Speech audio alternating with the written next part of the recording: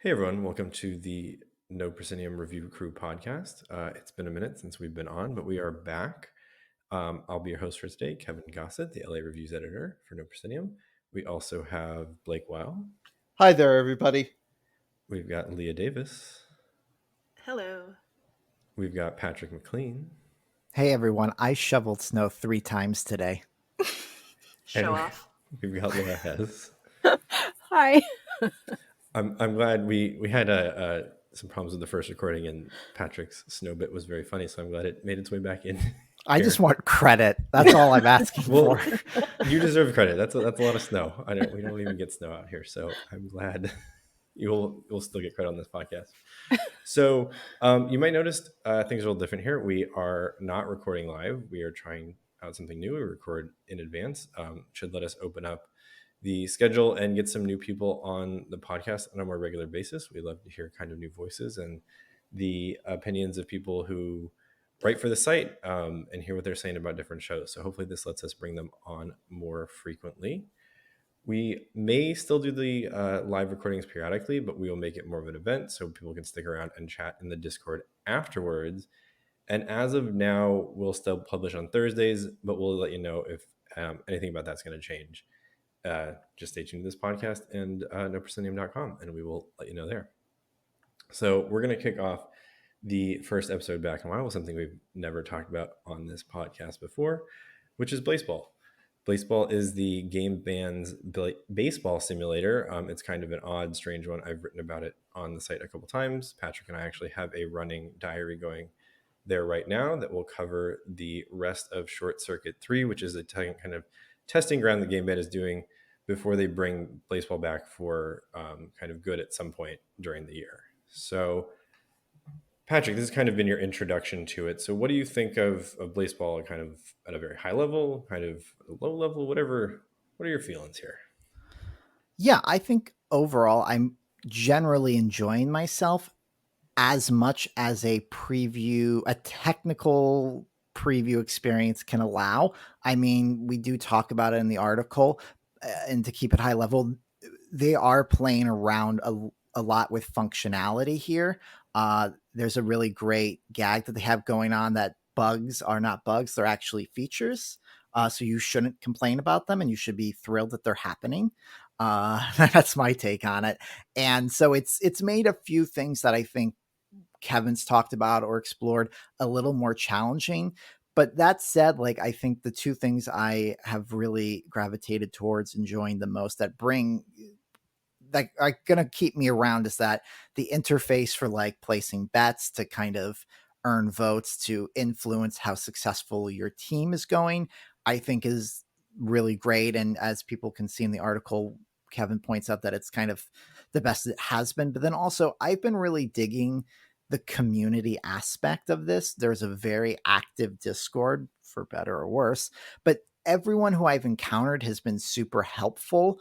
I feel like sometimes what happens with my experience of going to see baseball or any sport in person is that sometimes you're really lucky with the fans that you're sitting with, and like you can maybe have a conversation with a random person and it be enjoyable. And then sometimes you're like, oh boy, I regret everything. I wish I stayed at home and watched this game. And everyone has just been super kind and considerate and really makes the most to make it a welcoming environment. So I think in that sense, I because Kevin, you've talked a lot about it very high level and very high level in its functionality and what it's doing, but like I did not know this was how big this fan base was. Yeah, and I think that's one of the things that I'm kind of like, I kind of dip in and out of is the fan base part, but I think we kind of realized in the article too is I'd forgotten how helpful the community is in actually getting started, because the site is a lot. There's a lot going on. It's kind of hard to parse and figure out what to do, but you can ask people and they'll walk you through it. And sometimes they'll joke about things that you have absolutely no idea what they're talking about, but other people will. And it's kind of like the bits that are explored in kind of the different channels on the Discord server, or even some teams have side Discords because they're like the bigger ones are pretty active and they need to kind of keep track of stuff in more than the 4 channels that the Blaseball one has per team.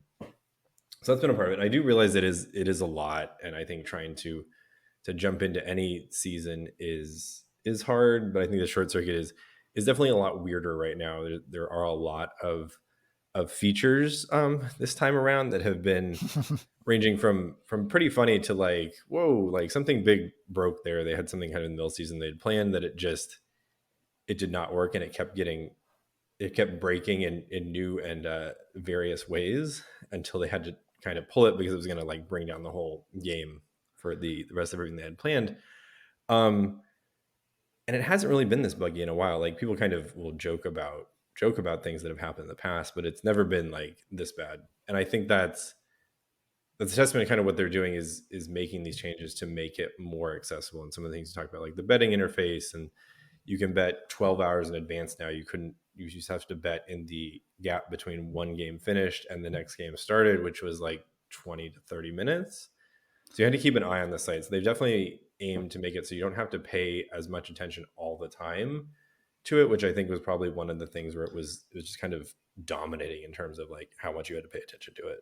Well, and I think that's a really great point, because I think there's this weird alchemy that needs to occur on the main website, like the one you like blaseball.com, and you log in and you build a profile, because at this point we're a little over a week and a half into this, and I feel like I'm only just beginning to get a good sense of it. And so I think the major critique that I would have of it is that, to be blunt, I say a little kinder in the article, but like the onboarding experience sucks here. And it's like, I understand partially with the way the way this functions, and it's a very kind of small crew, and there's this dynamic between the audience and them, and it's a kind of very collaborative nature. But I feel like whether maybe there's a video, there is a video on YouTube. I haven't gone to look, but like on the main website, I feel like there could be an out of context, like out of the lore, out of baseball, like cheat sheet or high level thing to be like, this is what, out of the world, no gimmicks, we're setting all the gimmicks aside. This is what you're getting, and this is a way to do it. I feel like that's just the only like really barrier that I keep coming back to and being like, I really wish I didn't have to go to you for a clarifying question, or I didn't have to drop a question in the Discord to bother someone who's probably at this point, while they're very kind and helpful, has answered a similar question for a newbie who's probably already come and gone or whatever. Maybe they're paying it forward, but it just seems like a kind of just a burden on everyone's neck. And I think the big tease here to wrap this maybe up is that I am gonna keep with it. I'm gonna check it out again when the main season starts, because I think, the bugs, the features, good, bad, whatever, but there is a lot to love here, but you just really have to go, you have to have some ownership and dive deep to find it sometimes, I feel. Yeah, and I think that's kind of for better or worse, and we've seen it with like other ARG type things, is the kind of unwillingness to break kind of the immersion or the kind of integration with the game in terms of like what's story and what's not, and what's part of it and what's not. And I think that probably is to the detriment of like getting people involved. They've tried to keep it in world, and it maybe hasn't been as successful in letting people on board quickly and understand. I'm glad to hear you're going to keep up with it, because I think what is kind of the most interesting is the stories they tell kind of over these seasons, and that's something that hasn't really been present in the short circuits because of how they work. Like there's some tie into the overall like Blaseball lore with the microphone and charging it, and like it's shorting out, which is the short circuits of the kind of in joke there, not the in joke, the pun. They love puns. So yeah, I'm hopeful it'll kind of be more accessible too when it comes back, and maybe I can drag some more people into it and keep talking about it, and kind of what I've found interesting and what other people find interesting as we go along. I will admit to a really similar situation as Patrick. I picked it up multiple times back during the first season and just found it so overwhelming and incomprehensible the first time I set up a profile that I'd just go, oh, this is a task for another day. And then I would end up, trying to pick it up another day, and it would it would still be incomprehensible and overwhelming, and I wouldn't know when things were going to resume, and I wouldn't know how to place a bet even, or where any currency to do so would come from, and that just became there's no tutorial.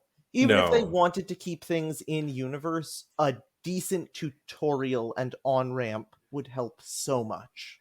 So there is a tutorial in world now, but I think Patrick was struggling with it and didn't kind of provide the information. And I think, yeah, if you're trying to join anywhere in that first 24 seasons, anytime you joined, it would just have gotten more incomprehensible and was very hard to kind of like, I think, pick up and run with it at any point in time, as it just like keep piling new stuff on. And they realized that, and that was part of the story they were telling, but sometimes I think it was to the detriment of people that were trying to, like, they heard about it and they wanted to jump in, and it was just kind of impossible to kind of catch on to what was happening there. So you can read more about Blaseball on nopercendium.com. You can check out the diary that Patrick and I are running. We'll update it through the end of this short circuit, which will be Sunday. So keep an eye out for that. Now we're going to roll on to a different topic. This is the story of an alternate reality game that started 14, 15, 16 years ago. It was tied into, I can't remember the name of it. Does anyone remember that? Something City is the name of the full ARG. Perplex City. Perplex City. Yeah. Trying to unmute myself and say exactly that. So it started as a kind of series of puzzles to kind of do different things, and it was also an ARG type thing, which is an alternate reality game if you haven't kind of tuned into the site in a while. And one of the specific puzzles, which was the hardest one, was to find a man. His name was Satoshi, which you could find out if you called a helpline. And there was this whole story that unfolded as people tried to find Satoshi. And they recently released a video or a documentary called Finding Satoshi. And I'm going to turn it over to Blake, Leah, and Laura for a little bit more on this. Yeah, Okay, can I'm I happy just to say at the very beginning, hold on, this was such a charming documentary. It's free on NHK US, so if you just Google Finding Satoshi, it's one of the first results. We won't And blame you. we'll link if it in the just- show notes too. We Make sure won't people blame can you if check you it out. just pause the podcast and go listen now, because it is 40 minutes of your life you will not regret spending. Anyways, Okay. I cut off Laura to say that. So yes, Laura, please say something smarter. no. I was going to kind of launch us in with a little bit more detail and context so that people have that framework. So there is a UK gaming company called Mind Candy, which was founded by a gentleman named Michael A. Smith. And then he also founded this Perplex City. And he was inspired by the David Fincher film, The Game, which is, of course, also an ARG, and is a great touch point for a lot of people, because even if they're not familiar with ARGs, many people have seen that film and recognize how fantastic it is, or potentially maybe how like frustrating it is in a really wonderful way. And so this documentary, which is narrated by Willem Dafoe, this follows Laura E. Hall, which has she's recently had a book published. She had created an escape room in Portland, and she's a puzzle designer and writer, and her recent book is called Planning Your Escape. And so this dives into kind of strategy around escape rooms and immersive design and immersive history. And so she's the through line for this documentary, which is, as Kevin said, it's about this game called Perplex City, which wound up being this ARG that included thousands of people globally. And there were cards, and in the film they reference Pokemon cards. And the final card, which was number 256, had a photograph of this Japanese man. And in Japanese, it said, "Find me." And this is Satoshi's card. And so I'm going to leave it there for Blake and Leah to dive into more. But that's sort of your launching point. So what really kind of makes this a fascinating story for me is that there almost seemed to be a dare to the Satoshi card, that it was supposed to be unsolvable, that it was supposed to be ridiculously challenging, and no one expected Satoshi to be found.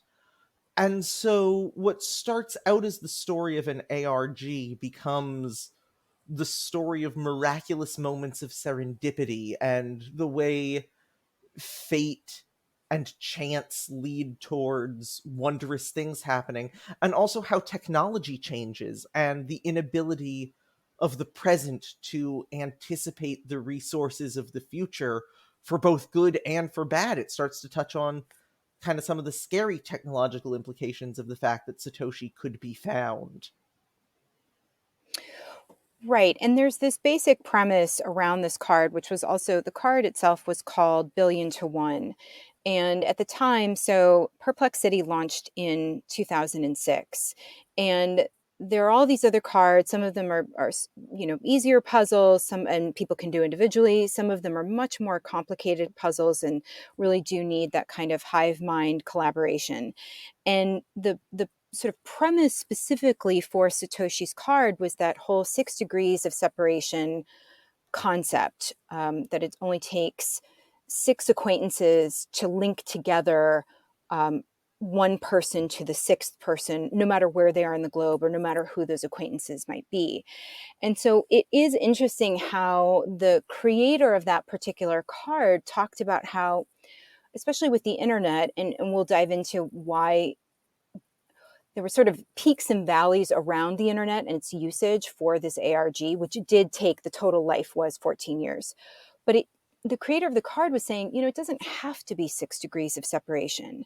It can just be one. It can just take one person, or not necessarily 1 degree of separation, but it could just be that there's one key person, regardless of the total number of people involved or degrees of separation, that is really that key. And I think that's what's so interesting around this progression. It's one of the really interesting things is how the key people that we meet in the documentary and how they provided these different moments, these different pieces of information on this timeline concurrent with the development of technology itself.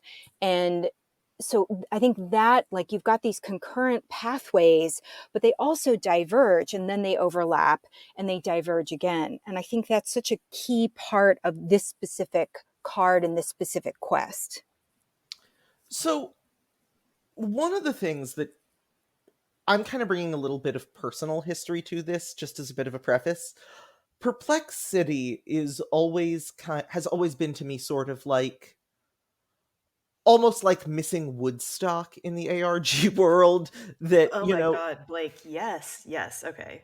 everyone around me has my entire life in immersive rather gone, oh, it's such a pity that you were in middle school when Perplex City launched, because were you there? Oh, this was, the peak. This was the pinnacle. It's up there with things like the Jejun Institute of, a sort of, you had to be there, wild, delirious fandom. And I think that is part of why there has been this longevity to the Satoshi quest, because it was sort of the one last solvable unsolved mystery from this, great monument that really sort of defined a generation of ARG fans. And one of the things that really struck me about this is that this really proves the value of preservation in our industry. That for years, I wanted to break into the Satoshi quest. I was trying to before there was sort of that revival via Inside a Mind that provided, a quick, dainty summary. But back in, say, 2012 on the Unfiction forums, if you wanted to join the quest for Satoshi, there were so many layers, it was so difficult to penetrate that I feel like around that time, I can see myself bouncing off of it in history now. And so it was really interesting watching this and thinking, for all these transient experiences, it's so great to see that we have things that not examine them within their history and their context, but also try to a certain degree, preserve their value in a more concrete way. A small spoiler for the documentary, but it's revealed at the very end of it that there are hidden puzzles embedded within it that follow some of the same logic or sense of whimsy and discovery and collaboration that really defined Perplex City and what made it special to people. And through this mixture of, facts, narrative, magic, and commentary, you've created almost a living historical document. You've created this historical document that not only gives you the truth of what happened, but the feel of what happened. And I have to give it immense kudos for that. And I think it's falling into a tradition with shows like Dispatches from Elsewhere, perhaps, where we're seeing attempts to preserve and celebrate immersive history, but that also work as narrative introductions to what makes immersive great. And I think you kind of mentioned the feelings this one gives, and I think the way it ties into the people who had been on this kind of search for so long, and that's kind of, I think, probably some of the charm Leah mentioned. So Leah, actually, do you want to kind of go into like why you found it so charming and like what some of that was? Well, so first of all, I just needed a good show about happy people doing things that they loved.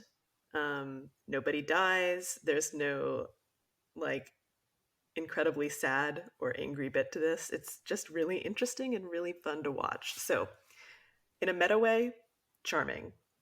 But you know what? Every person who's involved in this documentary is also just charming. um, I think there's something about watching people that just are really enjoying what they do. It shines through no matter what you're watching. You know what I feel this way about Dispatches to Elsewhere and about Finding Satoshi is a profound sense of of FOMO, I think. Did anyone else feel that?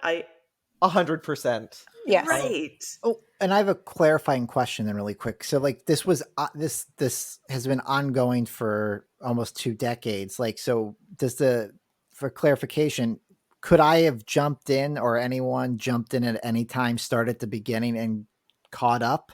Or was this, like, to Blake, to your point, you really had to be at the start and it's just been ongoing for those people who have stayed committed this entire time? So that's one of kind of the weird, funny things about Perplex City. The central game of Perplex City was solved much, much quicker, but the quest for Satoshi remained as this one little, almost Easter egg, this one last niggling obsession that Laura E. Hall and her comrades just had to solve. And so, while you probably missed, if you weren't for the initial rush, the game of Perplex City, for years on the Unfiction forums, and eventually, after Laura Hall did an interview on the Inside a Mind YouTube channel via that entry point, you could jump in on this particular, very specific quest. Of And course, that, there wasn't a lot of movement. Until well, there was a solution, people hit a lot of dead ends. and that interview was just in 2020, so this was solved fairly recently too. Right. This part was, but Patrick, to answer your question a little bit more, there was a main treasure hunt goal of finding this thing called the cube, and that was in world in Perplex City, but it was physically also somewhere, in the world. And so there was this treasure hunt, and you would win £100,000 or $200,000. And there was a person who did find this and won the money. I don't remember, Blake, do you remember what year that was? So this launched in 2006. I don't recall what year the cube was found. I think it was found either that year or the year. It sounded pretty close to it. And because I know they mentioned at some point too, they were trying to get funding for like a second season and weren't able to run Perplex City again. Mm-hmm. So I assume it was like pretty close together. I don't know the exact time frame. I think it was stuff. a couple years, but yeah, I think it was relatively soon compared to this Finding Satoshi aspect of it was like continued much longer after the cube had been found. So there were sort of these two main quests in addition to all of the smaller puzzles to get to figuring out where the cube was located. So I find it really interesting that there is this sort of great tradition of these British treasure hunts that are kind of the precursor to ARGs. That was the one thing actually I was thinking that I really would have liked, is a little bit more context of Perplex City within the world of ARGs. You know, are any of you guys familiar with Masquerade? No. No. I'm sorry, Masquerade the LARP? No, not the LARP. Although that's a story for another day. Masquerade was this wild picture book from the 70s in Britain that allegedly contained the clues to the location of a bejeweled golden hair that had been buried somewhere. And so there was this treasure hunt and obsession across all of Britain trying to solve this picture book. And it's kind of considered, it's not an ARG, but it established a lot of those principles. And you can really see a direct lineage from that and the idea of ARG as treasure hunt to Perplex City. And just eventually we start seeing ARGs move less away from treasure hunts and more towards just sort of plot and interaction based in sort of their more modern incarnations. Although you still do occasionally come across the ARG for a prize, especially in a lot of some of the promotional ones. And so just, if I had one criticism, I would have liked them to sort of touch on that context of this as sort of that missing link between treasure hunts and scavenger hunts to narrative-driven ARGs. I agree. Yeah, I think that's a great point. Yeah, because I kind of see more of that, because you see sometimes they show like videos from like the Perplex City meetups, and it's like there are actually a lot of people involved in this in kind of the early internet. It's like, oh, like I don't, some ARGs are smaller than that now, and I feel like the forum is more at least widely known now than it was in 2006. So I found that interesting too, and wish they had kind of dived into that a little bit more, even though that's not obviously kind of the story of the documentary, which is on Finding Satoshi. Okay, so Blake, I almost wish that you hadn't mentioned the metagame at the end, because that was such a delightful surprise for me. And as somebody who spent most of my 40 minutes really wishing that I hadn't missed out on this experience, I felt like it was a really great way to pull people in. It's sort of like, oh gosh, maybe nobody has this experience, but you see an ad for a pair of jeans that you like, and then you go to the store and it's like, well, how are they sold out already? So as soon as I learn about these new games, or new, in quotation marks, new to me games, it feels like it's far too late to do anything about it. And I'm excited to do this one now. It's really great that there is something that can kind of replicate it.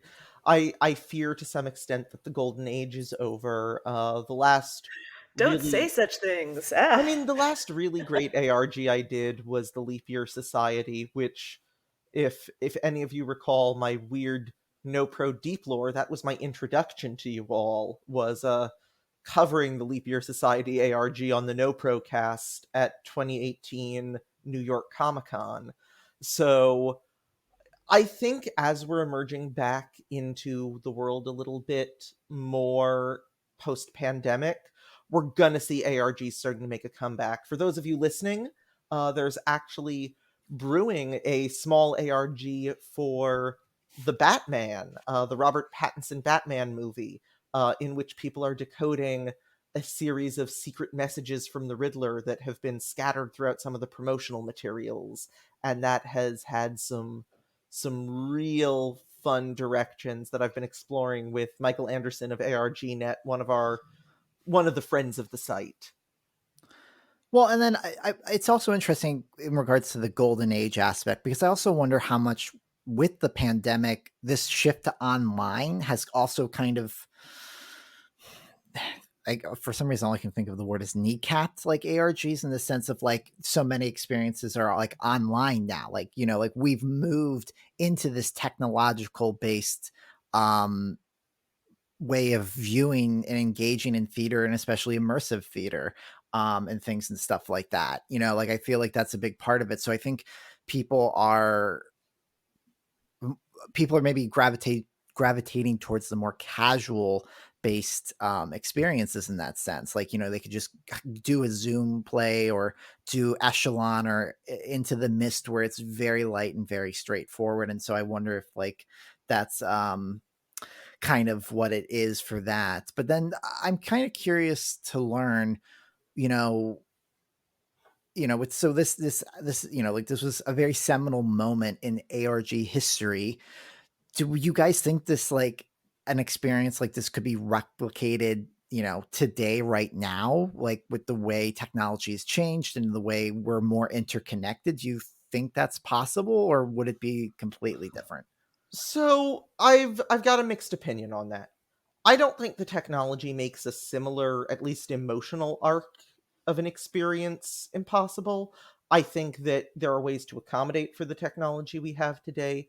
There are different puzzles that achieve the same ends of promoting universal connection and collaboration.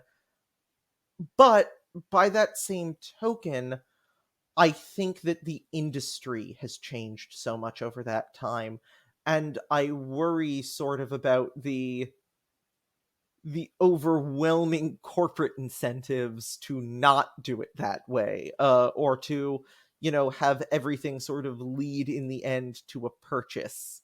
Uh, ARGs at this point in time largely exist, as they always have existed, on the periphery of, and sometimes within commercial art. You know, I Heart Bees, another one of the classic Golden Age ARGs, was a Halo promotion.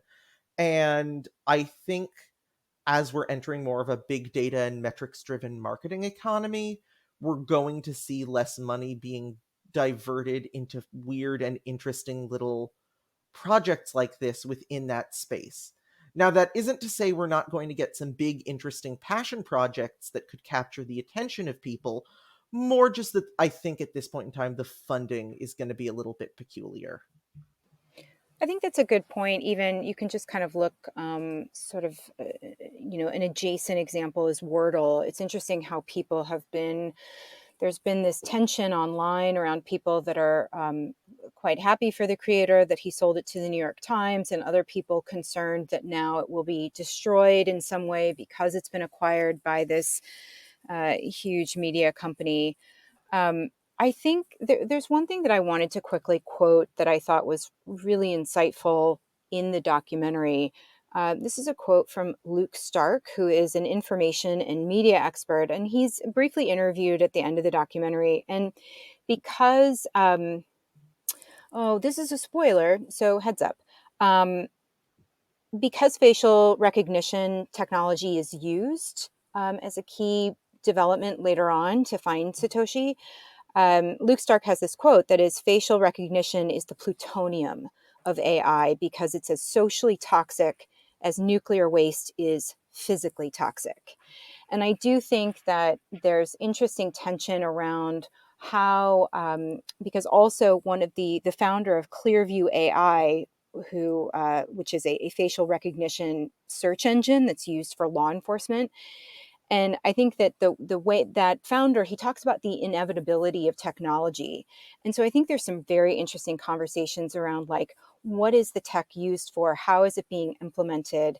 And how is that being monetized? Or how is that being used in some of these other ways, like for law enforcement, positions of authority, people who are powerful. And so that's obviously a very large comment. We could have a huge discussion just about that alone.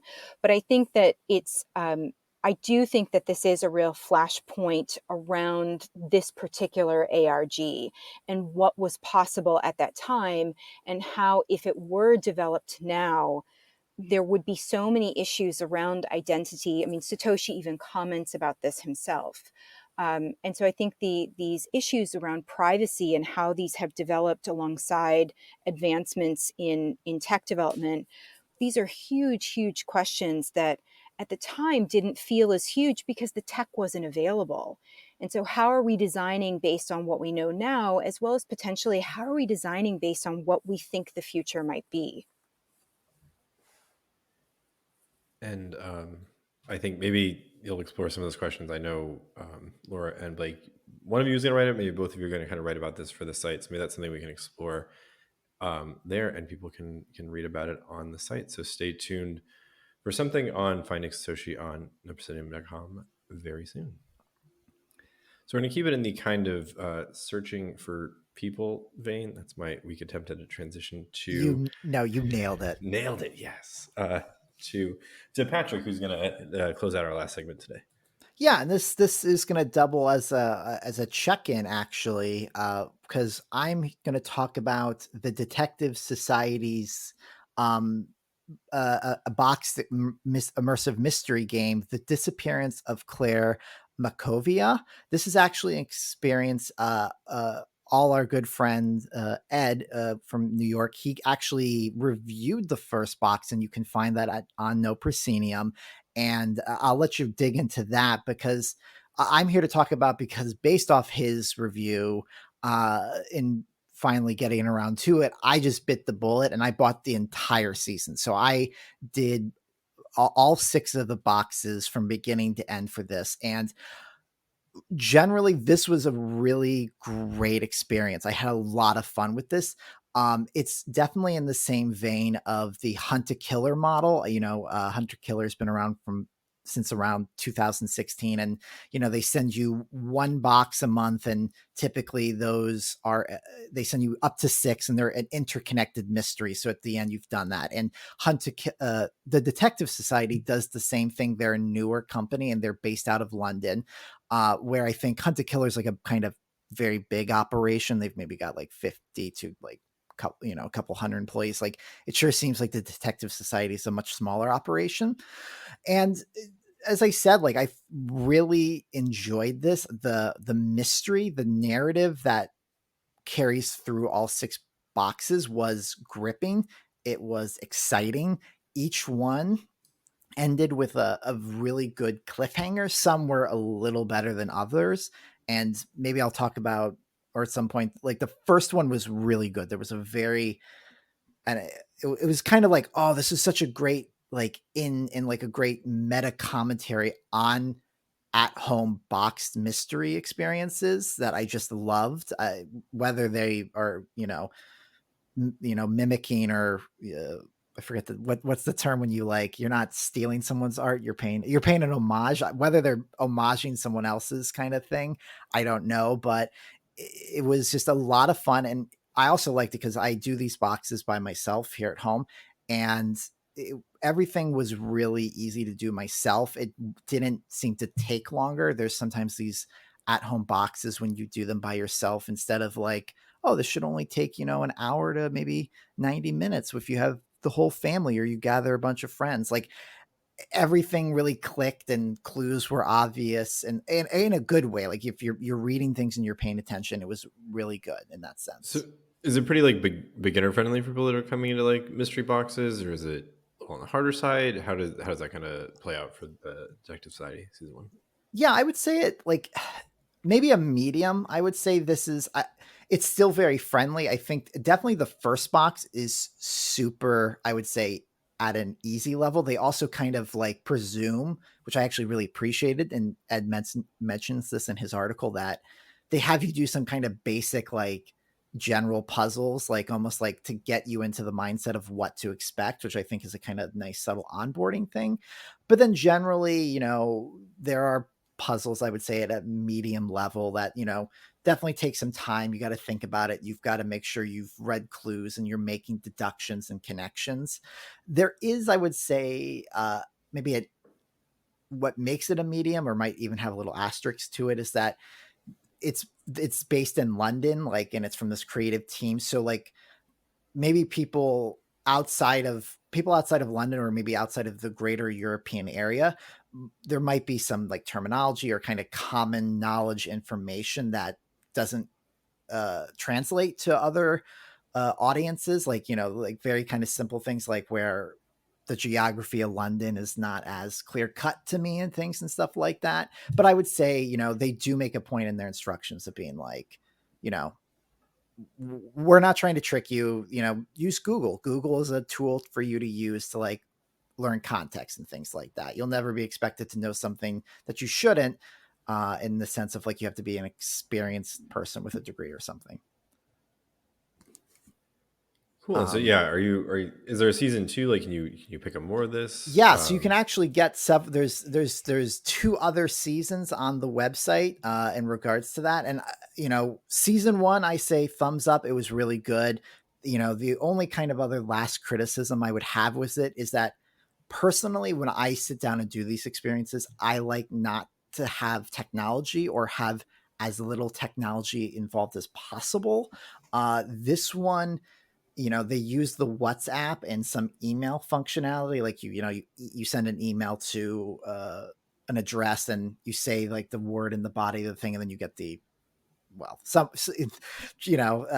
the conceit is someone's responding, but it's an automatic response type thing because you've given the right word. What? Oh, I know. Oh my God, the spoilers, everybody. And there's not someone just sitting there, but there's some parts where you're like in front of a laptop and you're like doing research and like going through web page after web page. And as I said, like it all worked. It was all good. But personally, I really like it when these boxes are more self-contained and you might need to Google something or submit a solution. But there was a lot of stuff, and there was even a few puzzles that you actually had to do on the computer. And that's just a creative choice that didn't resonate with me.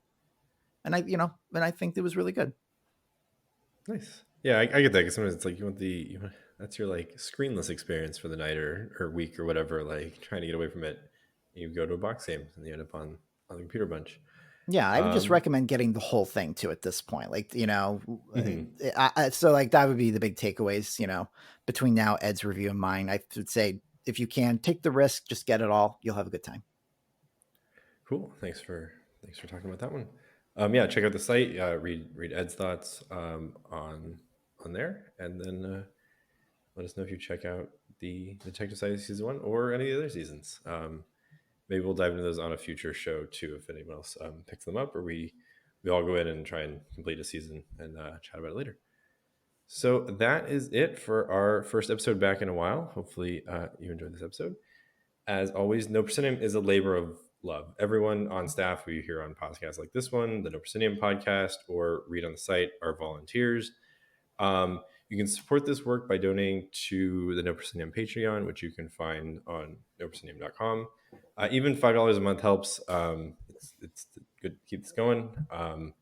And then if you're enjoying Review Crew or the No Pro podcast, you can also support us by leaving a 5-star review on Apple, Spotify, or wherever else you get your podcasts. And leave a review. That's always good for us. So thank you for any support there. And for the whole crew, signing off, this is Kevin Gossett. Thanks for listening.